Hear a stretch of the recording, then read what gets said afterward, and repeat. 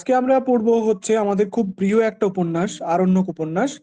যে উপন্যাসটা সারা পৃথিবীর একটা উল্লেখযোগ্য উপন্যাসের মধ্যে অন্যতম। যেটা বিভূতিভূষণ বন্দ্যোপাধ্যায়ের চতুর্থতম উপন্যাস, 4th উপন্যাস এটা। যে উপন্যাসটা প্রবাসী পত্রিকায় প্রকাশিত হয়েছিল কার্তিক ১৩৪৪ থেকে ফাল্গুন ১৩৪৫ পর্যন্ত ধারাবাহিকভাবে, এবং গ্রন্থাকারে যখন প্রথম প্রকাশিত হয় তখন এর সময়কাল ছিল ১৯৩৯। ১৯৩৯ এটি গ্রন্থাকারে প্রকাশিত হচ্ছে এবং এই সময় প্রথম প্রকাশে এর প্রকাশনা ছিল কাত্যায়নী বুক স্টল। তাহলে আরণ্যক উপন্যাসের যে উপন্যাসের প্রকাশ তথ্য যেটা, সেটা আমাদের একটু মনে রাখতে হবে, কারণ প্রশ্ন যে ধরনের আসবে সেগুলো হচ্ছে মূলত এরকম কিছু বেসিক প্রশ্ন। তাহলে আরণ্যক হচ্ছে বিভূতিভূষণ বন্দ্যোপাধ্যায়ের চতুর্থ উপন্যাস, এবং এই উপন্যাস প্রবাসী পত্রিকায়, মাসিক একটি পত্রিকা, যেখানে প্রকাশিত হয়েছিল কার্তিক ১৩৪৪ থেকে ফাল্গুন ১৩৪৫ পর্যন্ত বঙ্গাব্দে, এবং গ্রন্থাকারে প্রকাশিত হয়েছিল ১৩৪৫-এর চৈত্র মাসে, যেটা ইংরেজি করলে হচ্ছে ১৯৩৯। প্রকাশক ছিল কাত্যায়নী বুক স্টল। কিন্তু এই উপন্যাস রচনার ক্ষেত্রে, এই উপন্যাস রচনার পরিকল্পনা তিনি করেছিলেন পথের পাঁচালী উপন্যাস যখন তিনি লিখছেন। পথের পাঁচালী লেখার সময়ই কিন্তু তার এই উপন্যাস রচনার যে সূত্র সেটি আহ, তার মাথায় এসেছে, এবং ১৯২৪-এর পুজোর সময় তিনি ভাগলপুরের যে একটা মানে যে কাজ করতে গেলেন, অ্যাসিস্ট্যান্ট ম্যানেজার ছিলেন সেখানে, এবং ১৯২৬-এ পথের পাঁচালী লেখা শুরু হচ্ছে, যেটা ১৯২৮-এ শেষ হয়। এই বছরেই ২৬শে এপ্রিল বিচিত্রা পত্রিকায় প্রকাশিত হয়। প্রকাশের জন্য তিনি পাণ্ডুলিপি পাঠান, এবং এই সময়কার একাধিক দিনলিপিতে বিভূতিভূষণের আরণ্যক রচনার একটা মানসিক প্রস্তুতির কথা জানা যায়।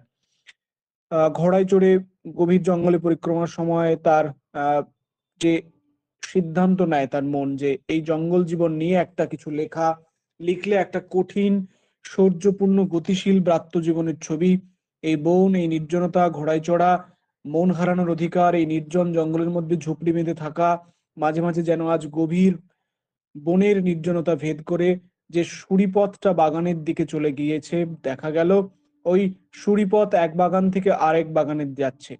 পথ হারানো রাত্রের অন্ধকারে জঙ্গলের মধ্যে ঘোড়ায় করে ঘোরা, এদেশের লোকের দারিদ্রতা, সারল্য, এই সবকিছু, ঘন ঝাউবনের ছবি, এই সবকিছু তিনি তুলে আনতে চাইছেন, এবং তুলে আনার জন্য তিনি এই উপন্যাস রচনার একটা পরিকল্পনা একেবারে পথের পাঁচালীর সময় থেকে তিনি নিচ্ছেন।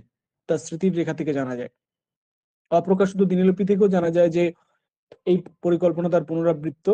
সেখানে তিনি আহ, তার দেখা সেই অরণ্য মহল নিয়ে সরাসরি উপন্যাস লেখার কথা বলছেন।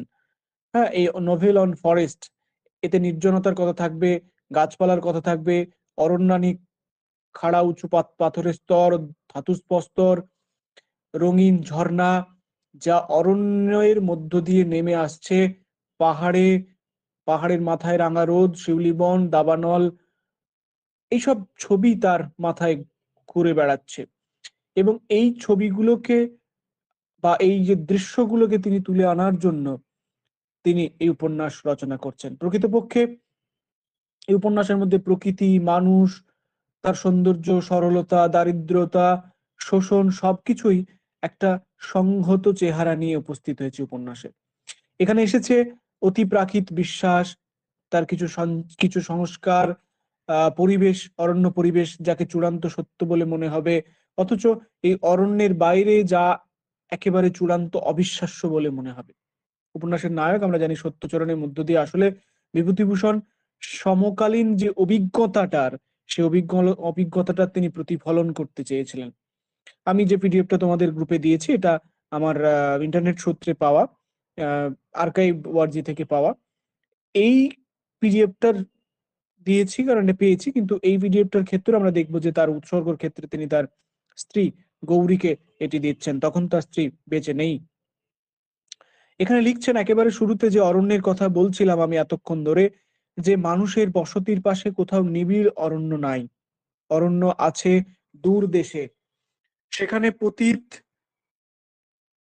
পতিত পক্ষ জম্বুফলের গন্ধে গোদাবরী তীরের বাতাস ভারাক্রান্ত হইয়া ওঠে। আরণ্যক সেই কল্পনা লোকের বিবরণ। ইহা ভ্রমণ বৃত্তান্ত বা ডায়েরি নহে, উপন্যাস। অভিধানের লেখা, অভিধানে লেখে উপন্যাস মানে বানানো গল্প। অভিধানকার পণ্ডিতদের কথা আমরা মানিয়া লইতে বাধ্য, তবে আরণ্যকের পটভূমি সম্পূর্ণ কাল্পনিক নহে। যে কথাটা বলছিলাম, যে তার একটা আগে থেকেই তার একটা প্রিপারেশন ছিল যে এইগুলো কাল্পনিক গল্প কথা নয়। কুশী নদীর পাড়ে এরূপ দিগন্ত বিস্তীর্ণ অরণ্য প্রান্তর পূর্বে ছিল, এখনো আছে। দক্ষিণ ভাগলপুর গয়া জেলার বন পাহাড় তো বিখ্যাত।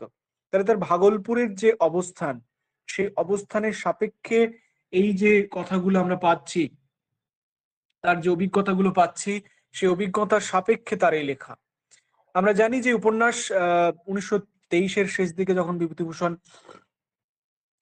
ওই এস্টেটের মানে খেলাত চন্দ্র ঘোষের স্টেটের অ্যাসিস্ট্যান্ট ম্যানেজার হিসেবে নিযুক্ত হচ্ছেন এবং ভাগলপুর এবং পূর্ণিয়া জেলায় বিস্তীর্ণ অরণ্য অঞ্চলের সঙ্গে তার একটা ঘনিষ্ঠতার সুযোগ হচ্ছে। বিশেষ করে ইসমাইলপুর বা আজিমাবাদের অরণ্য পরিবেশ তো ছিলই, তার কাছারির বসবাস, তার ব্যাপক পরিবহন এইসব ছিল এবং প্রকৃতিপ্রেমিক লেখক এই অরণ্য কি হয়েছে মুগ্ধ হয়েছেন, তার অরণ্য তাকে আকৃষ্ট করেছে এবং প্রথম দর্শনে লেখক এই অঞ্চলের সঙ্গে একাত্ম হয়ে যাননি।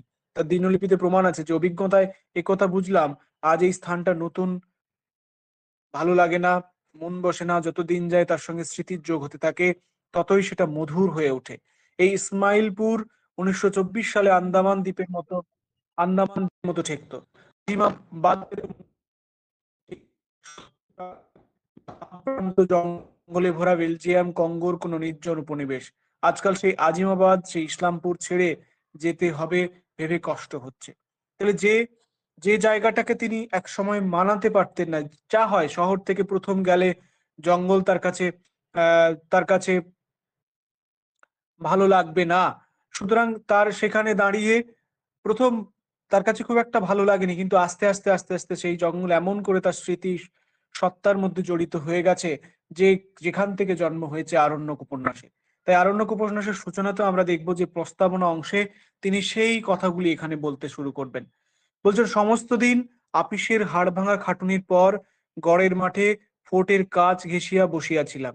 নিকটে একটা বাদাম গাছ, চুপ করিয়া খানিকটা বসিয়া বাদাম গাছের সামনে কোটের পরিখার ঢেউ খেলানো জমিটা দেখিয়া হঠাৎ মনে হইল যেন লবটুলিয়ার উত্তর সীমানায় সরস্বতী কুণ্ডের ধারে সন্ধ্যাবেলায় বসিয়া আছি। পরক্ষণে পলাশী গেটের পথে মোটর হর্নের আওয়াজে সে ভ্রম ঘুচিল। কদিনের কথা হইল, কালকার বলিয়া কালকার বলিয়া মনে হয়। কলিকাতা শহরের হইচই কর্মকোলাহলের মধ্যে অহরহ ডুবিয়া থাকিয়া এখন যখন লব তুলিয়া বইহার কি আজিমাবাদের সে অরণ্য ভূভাগ, সে জ্যোৎস্না, সে সে তিমির স্তব্ধ রাত্রি, ধুধু ঝাউবন আর কাশবনের চর, সেই সবকিছুর মধ্যে আমরা দেখতে পাবো যে আসলে তিনি তার স্মৃতির কথা বলছেন। শুধু বন প্রান্তর নয়, কত ধরনের মানুষ দেখিয়াছিলাম। তাহলে শুধু বন জঙ্গল নয়, মানুষ দেখেছেন। কুম্বা, নয়তো জ্যোৎস্না মিশ্রিত নানান শীত রাত্রি, কিংবা মনে হয় ধাতুরিয়ার কথা, নটুয়া বালক ধাতুরিয়া, দক্ষিণ দেশে ধরমপুর পরগনার ফসল মারা যাওয়াতে ধাতুরিয়া নাচিয়া গাহিয়া পেটের ভাত জুটাইতে আসিয়াছিল। লবটুলিয়া অঞ্চলের জনবিরল বন্য গ্রামগুলিতে চীনা ঘাসের দানা ভাজা আর আখের গুড় খাইতে পাইয়া কি খুশির হাসি দেখিয়াছিলাম তার মুখে। কোকড়া কোকড়া চুল, ডাগর চোখ, একটু মেয়েলি ধরনের ভাবভঙ্গি, বছর 13-14 বছরের সুশ্রী ছেলেটি। সংসারে বাপ নেই, মা নেই, কেউ কোথাও নেই, তাই সেই অল্প বয়সেই তাহাকে নিজের চেষ্টা নিজেকেই দেখিতে হয়।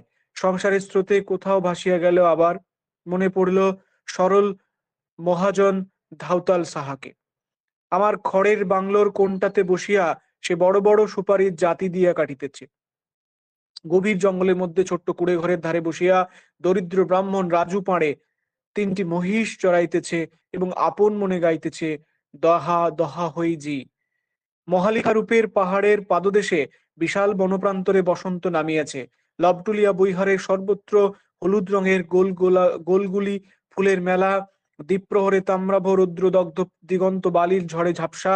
রাত্রে দূরে মহালিখারূপের পাহাড়ের আগুনের মালা শালবনে আগুন দিয়াছে।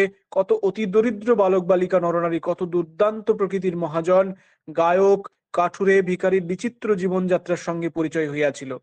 অন্ধকার প্রান্তরে খড়ের বাংলোয় বসিয়া বসিয়া বন্য শিকারীর মুখে অদ্ভুত গল্প শুনিতাম। মোহনপুরা রিজার্ভ ফরেস্টের মধ্যে গভীর রাত্রিতে বন্য মহিষ শিকার করিতে গিয়া ডালপালা ঢাকা গর্তের ধারে বিরাটকায় বন্য মহিষের দেবতাকে তারা দেখিয়াছিল। ইহাদের কথা বলিব। জগতের যে পথ সভ্য মানুষের চলাচল কম, জগতের যে পথে সভ্য মানুষের চলাচল কম, কত অদ্ভুত জীবনধারায় স্রোত আপন মনে উপল বিকীর্ণ অজানা নদী খাত দিয়া ঝিরিঝিরি করিয়া বহিয়া চলে সে পথে। কিভাবে বয়ে যায়? ঝিরিঝিরি করে। তাহাদের সহিত পরিচয়ের স্মৃতি আজও ভুলিতে পারি নাই। তাহলে সেই স্মৃতি, তার সেই ভাগলপুর পূর্ণিয়া জেলার বিস্তৃত অরণ্যে কাটানো সেই স্মৃতি তিনি লিখতে বসেছেন। কিন্তু আমার এই স্মৃতি আনন্দের নয়, আমার এই স্মৃতি দুঃখের। এই স্বচ্ছন্দ প্রকৃতির লীলাভূমি আমার হাতেই বিনষ্ট হইয়াছিল। বনের দেবতারা সেজন্য আমায় কখনো ক্ষমা করিবেন না জানি। নিজের অপরাধের কথা নিজের মুখে বলিলে অপরাধের ভার শুনিয়াছি লঘু হইয়া থাকে, তাই এই কাহিনীর অবতারণা। তাহলে তার যে যাপন, সেই যাপনের কাহিনী বলার জন্য তিনি এই যে রচনাতে নেমেছেন, সেই রচনার ক্ষেত্রে আমরা দেখব যে খুব স্পষ্টভাবে উল্লেখ করছেন যে দিকটা, যে তার জীবনের বেশিরভাগ সময় তিনি কলকাতায় কাটিয়েছেন, এবং সেই কাটানোর পরে বন্ধু বান্ধব, লাইব্রেরি, গান, থিয়েটার এসব তার ভিন্ন জীবন কল্পনা করতে তিনি পারেননি। এই অবস্থায় তার চাকরির কয়েকটা টাকার খাতিরে তিনি এসে পড়েছেন একটা নির্জন জায়গায়, এবং প্রথম দিন দশেক তার খুব কষ্টে কেটেছে। কতবার মনে হয়েছে চাকরির দরকার নেই, এমনি করে সে হাঁপিয়ে মরার চেয়ে আধ পেটে খেয়ে কলকাতায় থাকা ভালো। কিন্তু তারপরে তার মনে হয়েছে না, শেষ পর্যন্ত সে এই সত্যচরণকে জঙ্গল যেন পেয়ে বসে। এই সত্যচরণ আসলে কেউ নয়, সত্যচরণ আসলে তো ঔপন্যাসিক নিজেই, তার নিজের স্বীকারোক্তি। দিন যতই যাইতে লাগিল, জঙ্গলের মোহ ততই আমাকে ক্রমে পাইয়া বসিল। এই নির্জনতা, এই অপরাহ্নের সিঁদুর ছড়ানো ঝাউবনের জঙ্গলের কি আকর্ষণ বলিতে পারি না। আজকাল ক্রমশ মনে হয় এই দিগন্তব্যাপী বিশাল ব্রণপ্রান্তর ছাড়িয়া, ইহার রোদ পোড়া মাটির তাজা সুগন্ধ, এই স্বাধীনতা, এই মুক্তি ছাড়িয়া কলকাতার গোলমালের মধ্যে আর ফিরিতে পারিব না।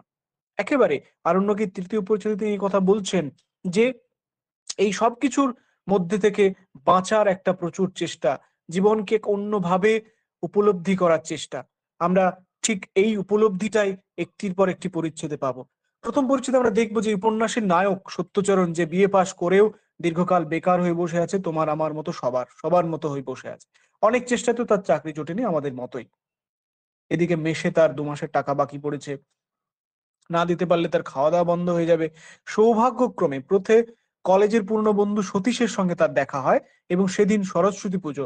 তার সঙ্গে ছাত্র জীবনের হোস্টেলে গিয়ে খাওয়া যেমন জোটে, তেমনি জোটে সন্ধ্যায় জলসার নিমন্ত্রণ। এই হিন্দু হোস্টেলে পুরনো বন্ধু অবিনাশের সঙ্গে সত্যচরণের দীর্ঘকাল বাদে দেখা। এরা ময়মনসিংহের কোনো অঞ্চলের জমিদার। তাছাড়া পূর্ণিয়া জেলায় তাদের একটা বিশাল জঙ্গল মহল আছে। সেখানে প্রায় 20-30 হাজার বিঘে জমি বন্দোবস্তের চাকরি নিয়ে সত্যচরণ কলকাতা ছেড়ে সেই নির্জন অরণ্য প্রদেশে গিয়ে উপস্থিত হয়। প্রথম প্রথম সত্যচরণের অবস্থা যে শোচনীয় ছিল, সে নির্জন নিঃসঙ্গ পরিবেশে দিন কাটানো তার পক্ষে অসম্ভব ছিল। কিন্তু ক্রমশই দেখতে থাকবো যে তার কাছে তার কাছে প্রকৃতি, মানুষ সব কাছে তার আকৃষ্ট হচ্ছে। সে লিখছে, সে দেখো এখানে লিখছেন, ঔপন্যাসিক লিখছেন যেন পরদিন আমার সই করা কুটের জোরে মুন্সির সিং নওগাছিয়ার বাজার হইতে একখানা 5 নম্বরের কড়াইয়া কিনিয়া আনিয়া আমার ঘরের মেঝেতে নামাইয়া আমায় সেলাম দিয়া দাঁড়াইল। হই গেলা, হুজুর কি কৃপা সে কড়াই হোল গিলা। তাহার হর্ষোৎফুল্ল মুখের দিকে চাহিয়া আমার এই 1 মাসের মধ্যে সর্বপ্রথম আজ মনে হইল, বেশ লোকগুলো, বড় কষ্ট তো এদের। প্রথম তিনি উপলব্ধি করলেন, তার উপলব্ধি হলো যে এখানকার মানুষ, এখানকার প্রকৃতি তার কাছে কত আপনার হয়ে উঠছে। দ্বিতীয় পরিচ্ছেদে আমরা দেখব যে সমস্ত অরণ্য মহলটি প্রায় হেঁটে পরিদর্শন তার পক্ষে সম্ভব নয়। তাই সত্যচরণ ঘোড়ায় চড়ে ঘুরতে শুরু করে। এতে 1000 বিঘে জমি অল্প সময়ে বেলি করা খুবই কঠিন। এত 1000 বিঘে জমি, তাছাড়া আরেকটা সমস্যা ছিল, সমস্ত জমি গঙ্গার চর থেকে উঠে গেছে, মানে চর থেকে উঠে এসেছে। 30 বছর আগে গঙ্গার ভাঙনে যে জমি লুপ্ত হয়েছিল, তাই আবার অন্যধারে চর হিসেবে দেখা দিয়েছে। কিন্তু জমিদার কিছুতেই পুরনো প্রজাদের জমি দেবে না, তাহলে তারা সত্ত্ব দাবি করে বসবে। তাই ন্যায্য মালিকদের বঞ্চিত করে বেশি পয়সায় বাইরের লোকজনকে জমিতে বসানোই জমিদারের নির্দেশ। বঞ্চিত প্রজাদের প্রতি সত্যচরণের মমতা বোধ হয়। সে ধীরে ধীরে তার চারপাশের প্রকৃতি মানুষের সঙ্গে পরিচয় ঘটতে থাকে তার। প্রকৃতির সৌন্দর্য বৈচিত্র্য সে যেন মুগ্ধ বিস্মিত হয়। তেমনি এখানকার দারিদ্র্যে পড়া সরল মানুষগুলো দেখেও তার আকৃষ্ট হয়। তার মনে হয় যে এদের পাশে দাঁড়ানো দরকার। তার মনে হয় যে এদের কাছে জীবনের যে বোধ, সেই জীবন বোধ তার এতদিন অব্দি ছিল না। সে ঘরে শুয়ে আছে, নিজের অজ্ঞাতসারে তাহার কাঁসডাঁটায় বাঁধা আগড়ার দিকে নজর পড়িল। সে আগড়ও এত হালকা যে বাহির হইতে একটি কুকুর খেলা মারিলেও তাহা ঘরের মধ্যে উল্টাইয়া পড়ে। এমন অবস্থায় ঘরের সামনেই জঙ্গল, নিস্তব্ধ রাত্রে বাঘ ভাল্লুক বন্য নীলগায়ের দল তাড়া করিয়া লইয়া আসিয়াছে, এই সংবাদটা তার বিশেষ আশ্বস্ত হইল না, তাহা বলাই ভালিল। একটু পরে তার ভোর হল এবং সে ভোরের সময় তার বাঁচার আস্তে আস্তে চেষ্টা হচ্ছে। সে নিজে যেন লড়াই করতে শুরু করছে। আমরা এই দ্বিতীয় পরিচ্ছেদের শেষ অংশে দেখব। লিখছেন, কিন্তু যেহেতু এই গল্পের একটা অদ্ভুত উপসংহার আছে, যে কোনো শ্রেষ্ঠ লেখার মধ্যে বারবার একটা ইঙ্গিত উপসংহারের, সেজন্য সে কথা এখন বলিব না, যথাসময়ে বলিব। এখানে বলিয়া রাখি, গনু আমাকে যেসব গল্প বলিত তাহা রূপকথা নহে, তাহার ব্যক্তিগত অভিজ্ঞতার বিষয়। গনু জীবনকে দেখিয়াছে, তবে অন্যভাবে দেখিয়াছে। তিনি প্রথম অনুভব করছেন যে তারা যেভাবে জীবনকে দেখেছে, সেই দেখাটা তার কাছে অন্যভাবে দেখা। তার কাছে দেখাটা মনে হচ্ছে তাদের মতো করে দেখা নয়, অন্যভাবে দেখা। তাই ধীরে ধীরে তৃতীয় পরিচ্ছেদে আমরা দেখব, ধীরে ধীরে অরণ্যের রুক্ষতা ভয়াবহতার সঙ্গে সত্যচরণ পরিচিত হতে থাকছেন। নিরীহ দরিদ্র মানুষগুলোর বিপরীতে একদল হৃদয়হীন লোভী নিষ্ঠুর মানুষের মুখোমুখিও তাকে হতে হচ্ছে। সে বোঝে প্রকৃতি মানেই কেবল জ্যোৎস্না নয়, সে অনেক সময় রুক্ষ, জলহীন, উত্তপ্ত। নিরীহ সরল মানুষগুলোর বিপরীতে অত্যাচারী মহাজন নন্দলাল ওঝারাও আছে। সে ফুলকিয়া বৈহারের পুরনো তহসিলদারকে সরিয়ে তার বড় ছেলেকে সেখানে বসাতে চায়, কারণ সেখানে কাঁচা পয়সা আদায়ের অনেক সুযোগ আছে। এই সরল সহজ স্বাভাবিক জীবনের মধ্যেই, এই প্রাণবন্ত জঙ্গলের ভিতরেই রয়েছে কিছু আদিম প্রবৃত্তি। সত্যচরণ রাজি না হয়, নন্দলাল এস্টেটের চিরশত্রু হয়ে থাকলো।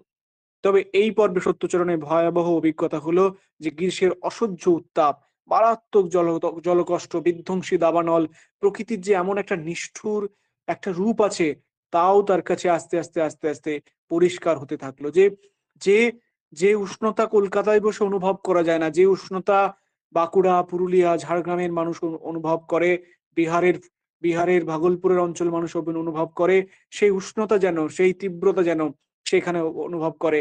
সেদিন বেলা 4টের সময় অত্যন্ত গরমে কাজ মন বসাইতে না পারিয়া একখানা বই পড়িতেছে, এমন সময় এসে প্রবেশ করছে কে? রামবিরি বিরিজ সিং আসিয়া এত্তেলা করিল। এদিকে বৈশাখ মাস কাটিয়ে গেল, এক ফোঁটা বৃষ্টি, এক ফোঁটা জল নাই। আরো এক বিপদ দেখা গেল, সুবিস্তীর্ণ বনপ্রান্তরে মাঝে মাঝে লোক দিক হারাইয়া আগেও পথ ভুলিয়া যাইত, এখন এইসব পথহারা প্রতীকদের জলাভাব প্রাণ হারাইবার সমূহ আশঙ্কা দাঁড়াইল। কারণ যদি পথ দীর্ঘ হয়, পথ হারিয়ে, তাহলে তার তো প্রাণ সংশয় হবেই। এখনো এই সব পথহারা পথিকদের জলাভাবে প্রাণ হারাইবার সমূহ আশঙ্কা হইল, কারণ ফুলকিয়া বৈহার হইতে গ্রান্ড সাহেবের বটগাছ পর্যন্ত বিশাল তৃণভূমির মধ্যে কোথাও এক বিন্দু জল নাই। এক আধটা শুষ্ক প্রায় কুণ্ডি যেখানে আছে, অনভিজ্ঞ দিগ্ভ্রান্ত পথিকের পক্ষে সেসব খুঁজিয়া পাওয়া সহজ নয়। একদিনের ঘটনা বলি, সেই ঘটনাটা এখানে বলা হচ্ছে। আমরা এরপরে যখন দেখব, অদ্ভুত একটি দৃশ্যের কথা বলা হবে। জঙ্গল ভাঙ্গিয়া ছিড়িয়া ছুটিয়া পশ্চিম হইতে পূর্ব দিকে নীলগায়ের দল প্রাণ ভরে দৌড়াইতেছে, শিয়াল দৌড়াইতেছে, কান উঁচু করিয়া খরগোশ দৌড়াইতেছে, একদল বন্য শকুর তো ছানাপোনা লইয়া কাছারির উঠোন দিয়াই দিক বিদিক জ্ঞান শূন্য অবস্থায় ছুটিয়া গেল। ও অঞ্চলের বাগান হইতে পোষা মহিষের দল ছাড়া পাইয়া প্রাণপণে ছুটিতেছে। সেখানে আগুন লেগে গেছে, আগুন 20 মিনিটের মধ্যে আসিয়া পড়িল। তারপরে 10-15 জন লোক মিলিয়া প্রায় ঘন্টা খানেক আগুনের সঙ্গে সে কি যুদ্ধ। জল কোথাও নেই, আধকাচা গাছের ডাল বালি এইমাত্র অস্ত। সকলের মুখ চোখ আগুনের রৌদ্রের তাপে দৈত্যের মতো বিভীষণ হইয়া উঠিয়াছে। সর্বাঙ্গে ছাই ও কালি, হাতে শিরা ফুলিয়া উঠিতেছে, অনেকের গায়ে হাতে ফোসকা। এদিকে কাছারির সব জিনিসপত্র, বাস্ক, খাট, দেরাজ, আলমারি তখনও টানাটানি করিয়া বাহিরে করিয়া বিশৃঙ্খল ভাবে উঠানে ফেলা হইতেছে। একেবারে একটা একটা বিপজ্জনক একটা উষ্ণতার, একটা গরমের যে যে দীর্ণ দ্বিরূপ, সেইটা এখানে দেখতে পাচ্ছি। চতুর্থ পরিচ্ছেদে দেখবো যে এই বিপরীতে পুণ্যাহ উৎসব হয় আষাঢ় মাসে। পুণ্যাহ মানে হচ্ছে পুণ্যকর্ম অনুষ্ঠানের স্বাস্থ্যসম্মত দিন। আসলে জমিদারেরা যেদিন প্রজাদের কাছ থেকে নতুন বছরের জন্য খাজনা আদায় শুরু করতেন, সেই দিনটাকেই পুণ্যাহ উৎসব বলা হয়। সত্যচরণ এই উপলক্ষে ধারে কাছে সমস্ত দরিদ্র প্রজাদের নিমন্ত্রণ জানায়। অতি দরিদ্র নিম্নবর্গের মানুষেরা সামান্য চিড়া দানা, গুড়, জল জল টক দই খাওয়ার জন্য সে যেভাবে উঠোনে এসে প্রবল বৃষ্টিতে ভিজলো, তা দেখে সত্যচরণের দুঃখ হলো। এত গরিব দেশ, গরিব মানুষ যে থাকতে পারে তা তার জানা ছিল না। এত এদের প্রতি গভীর মমতা নিয়েই সে একদিন এই দরিদ্র মানুষগুলোর নিমন্ত্রণ করে তাদের নানা সুখাদ্য পরিবেশন করায়। জীবনের সেরকম ভোজ খাওয়ানোর কথা তার কল্পনাও করেনি। এই পর্বে ধাওতাল সাহুর সঙ্গে মতো মহাজনের সঙ্গে পরিচয় হওয়াটাও সত্যচরণ একটা বিস্ময়কর অভিজ্ঞতা। এরকম সরল নিরাসক্ত দার্শনিক মহাজন বিরল। সে অনেক সময় বিনা জামিনে প্রজাদের টাকা ধার দেয়, ঋণ শোধের জন্য কোনো তাগাদা করে না। মামলা করা তার স্বভাব বিরুদ্ধ। তাই হাজার হাজার টাকা দলিল অনায়াসে তামাদি হয়ে যায়। সে নির্বিকার চিত্রে তা ছিঁড়ে ফেলে দেয়। অপরদিকে জয়পাল কুমোরের মতো দরিদ্র মানুষের শান্ত, অলস, উদ্বেগহীন জীবনযাত্রা সত্যচরণ ওপরে ধীরে ধীরে একটা প্রভাব ফেলে। চঞ্চল, গতিশীল, উৎকণ্ঠাপ্রবণ যে নাগরিক জীবনের এতকাল অংশীদার ছিল, তার সঙ্গে তার মেলে না। তার কাছে মনে হয় যে ধাওতাল সাহু বা জয়পাল কুমার এরা তো কোন জগতের মানুষ, কোন জগতের মানুষ এদের কাছে। এবং এই যে দারিদ্রতা, এই দারিদ্রতা কল্পনা করা যাবে না। এই দারিদ্রতা কোনো দৃশ্যে রূপায়িত করা যায় না। দারিদ্রতা মানুষের কাছে কতখানি নির্মম, কতখানি কঠোর, কতখানি প্রাণান্তকর হতে পারে, সেটা কল্পনাও করা যাবে না। যেজন্য আমরা দেখব পরের পরিচ্ছেদে এসে, পঞ্চম পরিচ্ছেদে দেখব যে অরণ্যের নানা ধরনের যে চরিত্র, সেই চরিত্রের সঙ্গে আস্তে আস্তে সত্যচরণ পরিচিত হতে থাকছে। তার পরিচয়টা প্রতি মুহূর্তে যেন আস্তে আস্তে বাড়তে থাকছে। সে যেন শুধু অরণ্য নয়, অরণ্যের মানুষ, অরণ্যের সঙ্গে বসবাস, মানুষদের যে বসবাস, সেই সব কিছুর সঙ্গে আস্তে আস্তে সে পরিচিত হতে থাকছে। সেই পরিচয়টা আস্তে আস্তে কোন পর্বে পৌঁছচ্ছে, সেটা আমরা পঞ্চম পরিচ্ছেদে দেখতে পাই, যেখানে প্রবল প্রতাপশালী দেবী সিং রাজপুতের বিধবা স্ত্রী কুন্ডার দুর্দশার কথা পাটোয়ারি তাকে জানায়। একদা সে চরম ভোগবিলাসের মধ্যে দিন কাটিয়েছে। সে এখন রাতের অন্ধকারে ম্যানেজার বাবুর পাতের এঁটো ভাত নেবার জন্য দাঁড়িয়ে থাকে। একটু এঁটো ভাত সে খাবে। ছেলে মেয়েদের জন্য লুকিয়ে কুল চুরি করতে গিয়ে ইজারাদের লোকজনের হাতে মার খায়। আবার প্রকৃতিও ক্রমশ সত্যচরণকে হাতছানি দেয়। বুনো মহিষের ভয় কাটিয়ে সে ঘোড়ায় চড়ে জঙ্গল পরিক্রমা করতে থাকে। গ্রাম্য মেলায় গিয়ে সেখানকার লোকজীবন, লোক সংস্কৃতির সঙ্গে সে পরিচিত হতে থাকে। আবার এই মেলাতেই গিরিধারী লালের মতো সাচ্চা মানুষেরও সে দেখা পায়। আর দেখা হয় নাটুয়া বালক ধাতুরিয়ার মতো শিল্পীর সঙ্গে। যে হো হো নাচ, ছক্কারবাজি নাচ শিখেই খুশি নয়, তার লক্ষ্য অনেক দূর। তাই ষষ্ঠ পরিচ্ছেদে দেখবো যে মাঝে মাঝে জঙ্গলে নানা অতিপ্রাকৃত ঘটনার খবর আসছে। রামচন্দ্র আশ্বিন বা বৃদ্ধা ইজারাদার যুবক পুত্রের শোচনীয় পরিণতির কোনো যুক্তিসম্মত ব্যাখ্যা হয় না। অনেকেই নাকি দেখেছে যে রাতের বেলায় তাদের খাটিয়ার নিচে জঙ্গল থেকে একটা সাদা কুকুর এসে ঢোকে, আর ভোরবেলায় সে একটা মেয়ে মানুষ হয়ে বেরিয়ে যায়। এর অনিবার্য ফল হলো তাদের উন্মাদ হয়ে যাওয়া অথবা শোচনীয় মৃত্যুবরণ। শুধু যে প্রকৃতি, শুধু যে দারিদ্রতা নয়, অতি প্রাকৃত একটা বিষয় সেখান থেকে উঠে আসছে। আমরা দেখছি সত্যচরণের মনে হয়েছিল যে শহরের আলোকোজ্জ্বল বৈঠকখানায় যে কাহিনী সম্পূর্ণ অবিশ্বাস্য মনে হবে, এই আদিম অরণ্যের মধ্যে তা সম্পূর্ণ স্বাভাবিক। তবে এই পর্বে রাজু পাঁড়ে চরিত্রটি সত্যচরণকে আকৃষ্ট করে সবচেয়ে বেশি। এই গরিব ব্রাহ্মণ চরিত্রটি আসলে ভক্ত মানুষ, তার মধ্যে একটা কবি সত্তা লুকোনো আছে। 2 বিঘে জমি ইজারা নিয়েও সে কোনো চাষের ব্যবস্থা করে উঠতে পারেনি। চীনা ঘাসের দানা খেয়েই 6 মাস কাটিয়ে দিয়েছে। সাত্ত্বিক প্রকৃতির এই মানুষটির খেতে কাজ করার বদলে গাছের তলায় বসে আধ্যাত্মিক চিন্তায় বিভোর হওয়ায় তার কাছে বেশি পছন্দের। এই সত্যচরণ আবিষ্কার করে যে ভারতবর্ষের কোন ভারতবর্ষ রয়েছে, যে রাজু খেতে পায় না, সে সমস্ত খেতে না পাওয়ার মধ্যেও সে আধ্যাত্মিক সাধনায় বিভোর হয়েছে কি করে। তার আরো একটা গুণ রয়েছে। শুয়োরমারি বস্তিতে কলেরার প্রাদুর্ভাব হয় এখানে। সময় জুড়িবুটি নিয়ে রাজু চিকিৎসকের ভূমিকায় অবতীর্ণ হয়। এর বিনিময়ে সে কোনো অর্থের প্রত্যাশাও করে না। বা মহালিখা রূপের ভীষণ জঙ্গলের মধ্যে সে অজ্ঞাত এক সৌন্দর্য ভূমি রয়েছে, সেটাও এই সময় সত্যচরণের আবিষ্কার। হিংস্র জন্তুর ভয়কে উপেক্ষা করে এর মধ্যে ঘোড়া ছুটিয়ে বেড়ানোটা ক্রমশ তার নেশার মতো হয়ে দাঁড়িয়েছিল। এই অরণ্যের মধ্যেই যেন সভ্যতার আদিম স্তরটা লুকিয়ে আছে। তাই অরণ্য আদিম মানুষের বাসস্থান। মানুষের আদিমতা, মানুষের কৃত্রিমতা এইসব যেন তার কাছে একটু একটু করে প্রকাশিত হচ্ছে। সপ্তম পরিচ্ছেদে দেখব জঙ্গলমহলে এখন ম্যানেজার বাবুর ব্যাপক পরিচিতি হচ্ছে। দেশের জন্য তার মন মাঝে মাঝে ব্যাকুল হয়ে উঠছে ঠিকই, কিন্তু এখানকার প্রকৃতির মধ্যেও সে একটা নতুন ধরনের আকর্ষণ বোধ করছে। আবার রাসবিহারী সিং এর মতো দুর্দান্ত মহাজনের বাড়িতে নিমন্ত্রণ বজায় রাখতে গিয়ে এই ধনী অন্তঃপুরের রুচি এবং সৌন্দর্যের অভাবও তার চোখে পড়ছে। সেখানে কেবল স্থূল প্রাচুর্যের নিদর্শন, তবে রাস সত্যচারণের আনন্দের কারণ হয়। এই নৃত্যশিল্পী বালকটি তার ভালো লাগে ধাতুরিয়ার স্বাদ কলকাতায় গিয়ে নাচ দেখানো। অনেক কষ্ট করে সেসব ভালো ভালো নাচ শিখেছে। সেখানে তার প্রকৃত সমজদার দেখা পাওয়া যাবে। কিন্তু কঠোর বাস্তব সত্যটা সত্যচরণের জানা ছিল। শহরে ধাতুরিয়ার কোনো স্থান নেই। এই যে সত্যতা, এই সত্যটা অনুভব করেছে, এই অনুভব করাটা হয়েছে কারণ তিনি শহরের মানুষ। শহরের মানুষ বলেই তিনি বুঝতে পেরেছেন এইসব আদিম, অকৃত্রিম, সহজ সরল মানুষগুলোর শহরে কোনো দাম নেই। শহরে তার শিল্পরূপ বোঝার মতো ক্ষমতা নেই। অষ্টম পরিচ্ছেদে আমরা দেখব প্রকৃতির যথার্থ স্বরূপটি উপলব্ধি করতে হলে তার সঙ্গে একাত্ম হতে হয়ে যেতে হয়, প্রকৃতির আরাধনা করতে হয়। কেবল বাইরে থেকে ক্ষণকালের জন্য দেখলে কিন্তু অন্দরমহলে প্রবেশ করা যায় না। তাছাড়া প্রকৃতি তার ভক্তদের কাছ থেকে সম্পূর্ণ আনুগত্য দাবি করে, আংশিক আনুগত্য নয়। সত্যচরণ যে মুহূর্তে সত্যটি উপলব্ধ করে সেই মুহূর্তে প্রকৃতির কাছে তার আর অজানা থাকে না। নির্জন বিশাল লবটুলিয়া বৈহারের দিগন্তব্যাপী নিস্তব্ধ অরণ্যে ঘোড়ার উপর বসে অথবা গভীর রাতে ঘরের বাইরে একা দাঁড়িয়ে সত্যচরণ ক্রমশ প্রকৃতির অজানা রহস্য, মাধুর্য, রোমাঞ্চকর সন্ধান পায়। আবার মাঝে মাঝে কঠোর বাস্তব উকি মারে। সীতাপুর গ্রামের এক বাঙালি ডাক্তার রাখাল বাবুর অকাল মৃত্যুতে তার পরিবারের শোচনীয় দুরবস্থা সত্যচরণকে ব্যথিত করে। এই নিঃস্ব পরিবারটির জন্য জমিদার থেকে কিছু আর্থিক সাহায্যের ব্যবস্থা করে তার চাকুরি জীবনের এই একটি সৎ কাজ।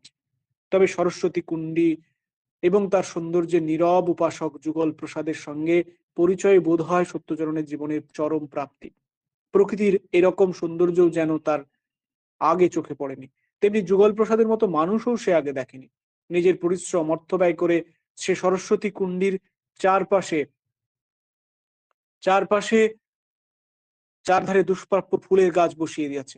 সত্যচরণ উৎসাহিত হয়ে সরস্বতী কুণ্ডীকে সুন্দরতর করার কাজে হাত দেয়। নবম পরিচ্ছেদে আমরা দেখব যে লবটুলিয়ার আসার ৩ বছর বাদে সত্যচরণের মানসিকতা সম্পূর্ণ পরিবর্তিত হয়েছে। এখন আর তার শহর কিন্তু ভালো লাগে না। এখন তার কাছে উপরেওয়ালাদের ক্রমাগত তাগাদা সত্ত্বেও জঙ্গল নষ্ট করে প্রজা বসাতে তার মন চায় না। সে জঙ্গলের সঙ্গে তার একটা একাত্ম হয়েছে। বিচিত্র ধরনের আরো কিছু মানুষের সঙ্গে দেখা পেয়েছে। মুকুটনাথ পাঁড়ের মতো সাংসারিক কাণ্ডজ্ঞানহীন ব্রাহ্মণ পণ্ডিত কাছারিতে এসে উপস্থিত হয়। যেখানে সভ্য জগতের মানুষের দেখা নেই সেখানে সে টোল খুলবে। সম্পূর্ণ ফাঁকা ঘরে বসে সে কল্পিত ছাত্রদের ব্যাকরণ পড়ায়। আবার দুর্ধর্ষ রাজপুত সর্দার ছোটু সিং এবং তার দলবল কিভাবে নিরীহ ও গঙ্গত প্রজাদের ফসল লুট করে নিতে চায় তাও সত্যচরণ চোখের সামনেই দেখে। আপাতত হাঙ্গামা ঠেকানো যায় কঠিন, কিন্তু ছোটু সিং এরা যে ভবিষ্যৎ চরম অশান্তির কারণ হয়ে উঠবে তাও তার কাছে স্পষ্ট হয়। আবার ফুলকিয়া বৈহারের নির্জন অরণ্যে তাঁবু খাটিয়ে থাকার সময়ও সত্যচরণ বুনো মহিষের দেবতা টাঁড়বাড়োর কথা শোনে। এই দেবতা নাকি শিকারীদের হাত থেকে বুনো মহিষীদের রক্ষা করে। ঠিক একইভাবে দশম পরিচ্ছেদ, একাদশ পরিচ্ছেদ, এইভাবে আমরা যত পরিচ্ছেদে এগোবো ঠিক দেখতে থাকবো যে গোটা উপন্যাস জুড়ে আসলে যেটা হয়েছে। শেষ যে পরিচ্ছেদ আমরা যদি যাই অষ্টাদশ পরিচ্ছেদে, যেখানে সত্যচরণ জঙ্গল থেকে বিদায় নেবার তার সময় এসেছে, যুগল প্রসাদকে সঙ্গে নিয়ে শেষবারের মতো ভানুমতির সঙ্গে সে দেখা করতে যায়। ভানুমতিদের আতিথেয়তার এবার তুলনা নেই, তবে সত্যচরণের মনে এখন বিষণ্ণতার স্বর। এই বন, এই পাহাড়, এই মানুষগুলোর সঙ্গে তার কোনোদিন আর দেখা হবে না। যাবার সময় ভানুমতি হঠাৎ সত্যচরণের প্রতি মনের দুর্বলতা প্রকাশ করে ফেলে। আর সত্যচরণের মনে হয় ভানুমতিকে বিবাহ করে এখান থেকে গেলেই বোধ হয় ভালো হতো, কিন্তু তার এও জানা যে বাস্তবে তা সম্ভব নয়। তবে লবটুলিয়া ছাড়ার সময় একটি দুঃখ সত্যচরণের মনে থেকেই যায়। চাকরির শর্ত পালন করে সব জমি সে বিলি করেছে ঠিকই, কিন্তু তার হাতেই তো এই অপূর্ব বনানী ধ্বংস হয়েছে। এই অরণ্য দেবতার কাছে সে ক্ষমা প্রার্থী। জঙ্গল ছেড়ে আসার ১৫-১৬ বছর বাদেও মাঝে, মাঝে স্বপ্নের মধ্যে সেই অরণ্য জীবনের স্মৃতি তার মনকে উদাস করে দেয়। সেখানকার মানুষগুলোর কথা তার মাঝে, মাঝে মনে পড়ে এবং সেই মানুষগুলোর কথাই এই উপন্যাসের এই চর্চার, এই কথার, এই সবকিছুর মধ্যে উঠে এসেছে। যেখানে যে জন্য আমরা দেখব যে এই উপন্যাসে আসলে কোনো চরিত্রই প্রধান চরিত্র নয়। এই উপন্যাসে আসলে যে চরিত্রটি প্রধান সেটা হচ্ছে অরণ্য। এই অরণ্য প্রধান বলেই এই উপন্যাসের নাম হয়ে উঠেছে আরণ্যক। আমাদের সবারই পড়া, সবারই খুব প্রিয় একটি উপন্যাস, যে উপন্যাসটা আমাদের আরো বারবার করে পড়তে ইচ্ছে করে। যেখানে আসলে এই যে প্রতিদিনকার একটা নির্মিত সভ্যতার বাইরে আরো যে অনেক সভ্যতা রয়েছে, অনেক মানুষের অনেক যন্ত্রণা রয়েছে এবং সর্বোপরি প্রকৃতিকে দেখবার, প্রকৃতিকে বুঝবার সেইটার যে অবকাশ রয়েছে, সেটির কথাই উপন্যাসের মধ্যে বিশেষ করে উঠে আসে।